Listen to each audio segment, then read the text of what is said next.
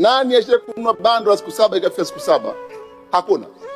Wengi na bando la siku 7, siku 7 zikifika umebatiza GB 2 zinapotea. Zinakwenda wapi? Wananchi wanauliza. Jambo la pili, umenunua bando ya siku 7 lakini siku 7 zifiki.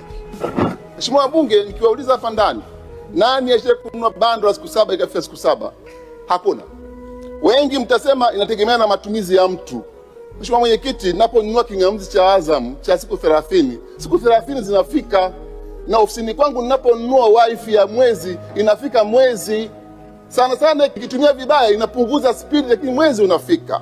Mheshimiwa Mwenyekiti, wananchi wangu wanasema hapo kuna jambo haliko wazi.